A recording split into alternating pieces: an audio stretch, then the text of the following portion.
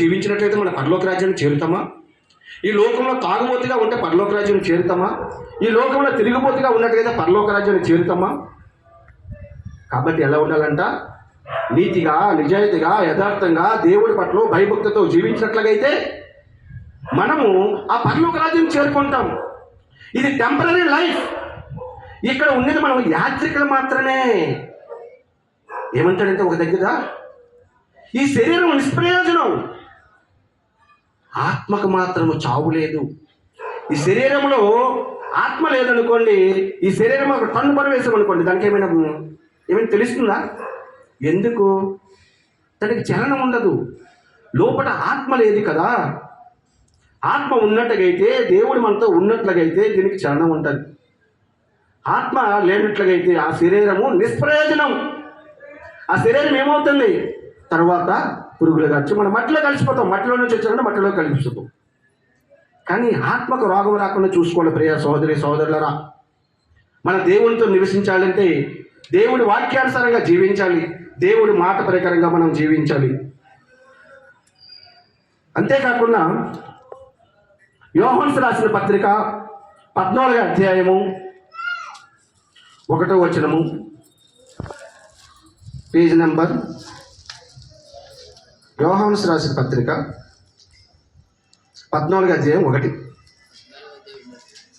యోహాను స్వార్త, new testament, 95 page number.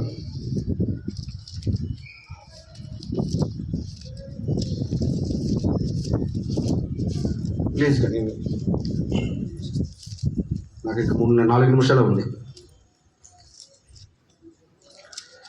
నీ హృదయమును కలవరపడనీయకడి, దేవుడి యందు విశ్వాసం ఉంచండి. నెక్స్ట్, నా యందు విశ్వాసం ఉంచడి, నా తండ్రి ఎంత అనేక నివాసములు కలవు, లేని ఎడల మీతో చెప్పుచున్నాను, మీకు స్థలము సిద్ధపరచుటకు వెళ్ళుచున్నాను. నేను వెళ్ళి స్థలము సిద్ధపరిచిన ఎడల నేనున్న స్థలములో మీరు కూడా ఉంటారు. అలా వచ్చి నా యొద్ద నుండుటకు మిమ్మల్ని తీసుకొని పోతానంట దేవుడు. ఎప్పుడంట? మన కోసము యేసయ్య ఆల్రెడీగా అక్కడికి వెళ్ళారు. మళ్ళీ 2 వారం అక్కడ వస్తుంది. 2 వారం అక్కడ వచ్చేటప్పుడు ఏమంటుందంటే, మన కోసము అక్కడ ఇల్లు స్థిర ఆల్రెడీ ఏంటంటే మన కోసం సిద్ధపరిచించాడు కదా దేవుడు. ఇక్కడికి వచ్చిన తర్వాత మనల్ని కూడా తీసుకుని వెళ్తాడు. మనం సిద్ధంగా ఉన్నామా? దేవుని రాకం కోసం మనం సిద్ధంగా ఉన్నామా? సిద్ధంగా ఉన్నట్లయితే మనము కూడా దేవునితో సహవాసం చేసే బిడ్డలం అవుతాము.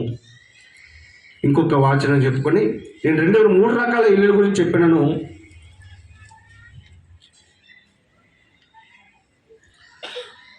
యోహాను సువార్త 6వ అధ్యాయము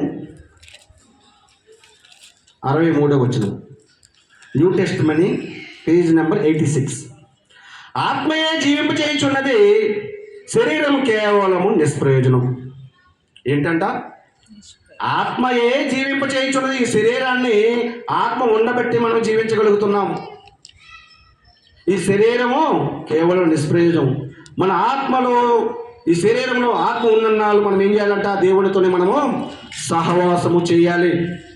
దేవునితో మనం సహవాసం చేసినట్లయితే దేవుడు మనల్ని ఏం చేస్తాడంట? మనల్ని దీవిస్తాడు, మనల్ని కూడా అభివృద్ధి పరుస్తాడు. ఆ తర్వాత 1వ వచనం చెప్పి నా సమయం కూడా అయిపోయింది, నేను ముగిస్తున్నా.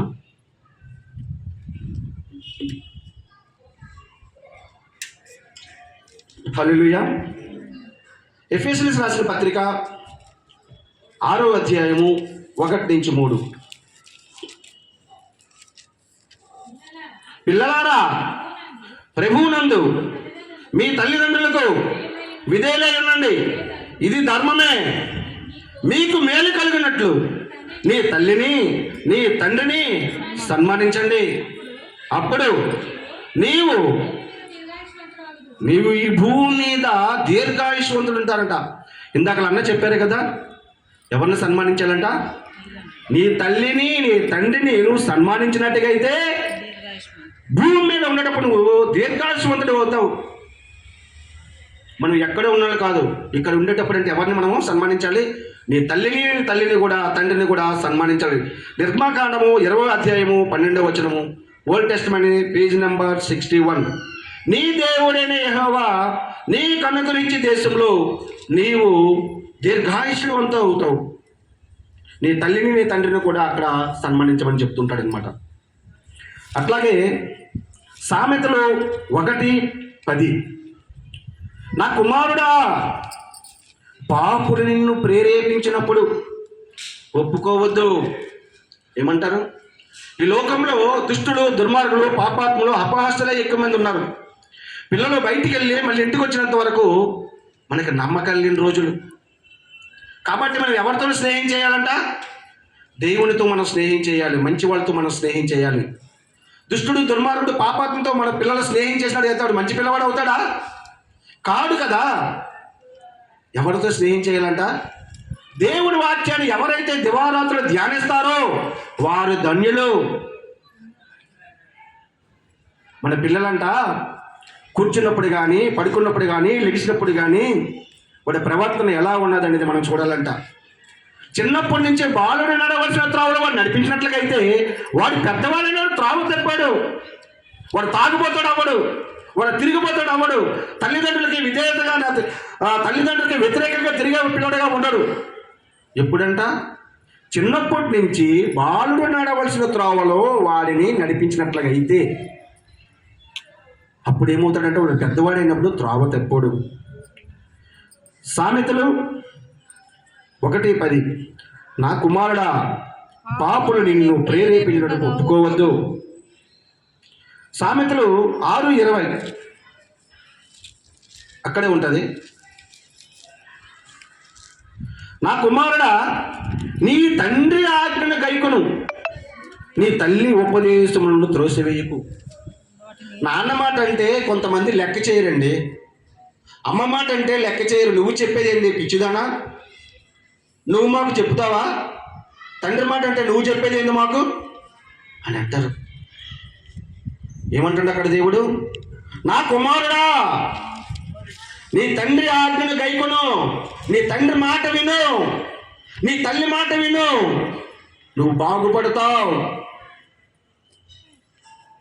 నీ తల్లిని నీ తండ్రిని నువ్వు గౌరవించినట్లయితే ఈ భూమి మీద నీకు దీర్ఘాయుష్యం ఉంటుంది అంటాడు దేవుడు. మరి ఎంతమంది మన తల్లిని మనం గౌరవిస్తున్నాం? ఎంతమంది మన తల్లిని తండ్రులకి విధేయతగా జీవిస్తున్నాం? ప్రియ సహోదరి సహోదరులారా, ఈ లోకము పాపంతో పెట్రిల్లిపోయింది.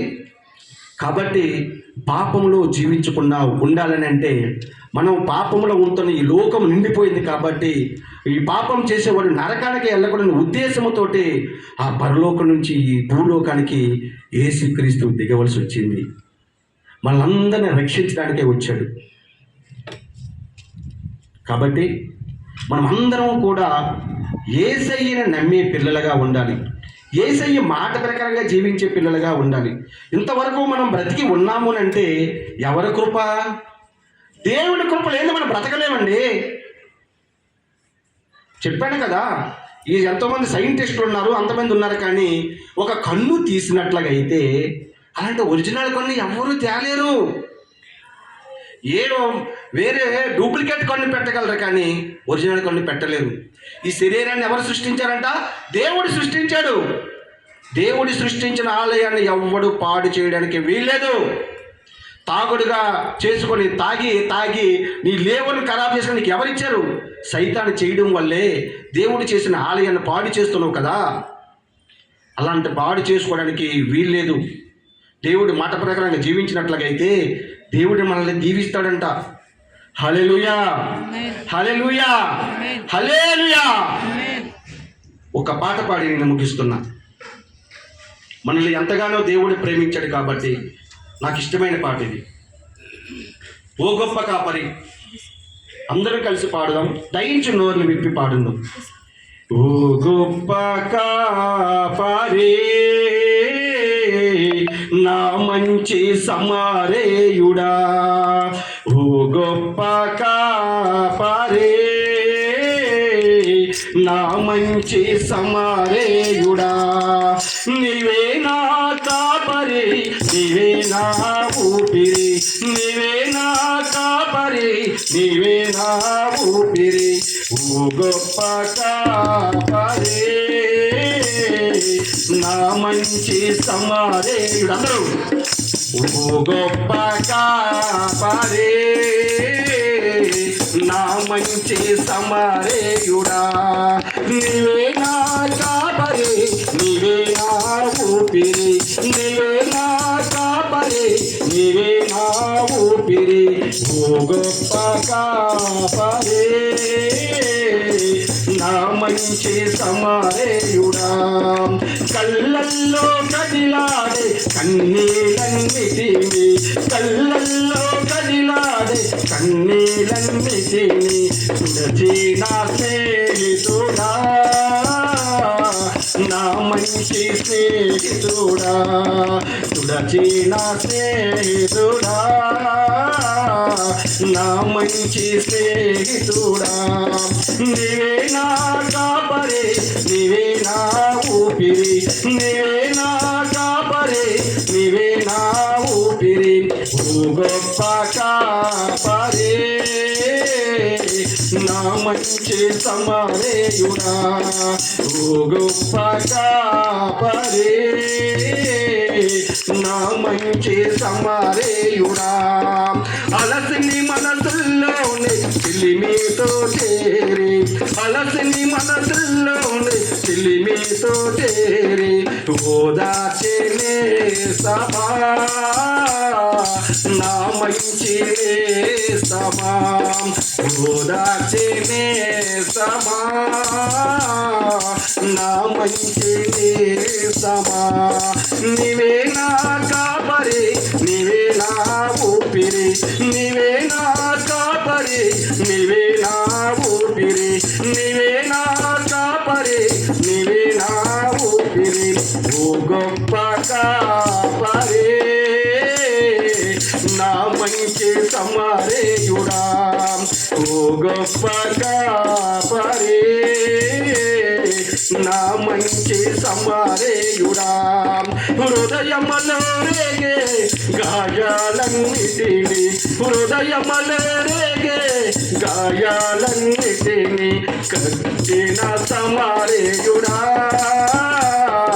నా మంచి సమరేయుడా, కట్టిన సమరేయుడా, నా మంచి సమరేయుడా, నీవే నా కాపరి, నీవే నా ఊపిరి, నీవే నా కాపరి, నీవే నా ఊపిరి, నీవే నా కాపరి, నీవే నా ఊపిరి, ఓ గొప్ప కాపరి, నా మంచి సమరేయుడా, నా మంచి సమరేయుడా, నా మంచి సమరేయుడా.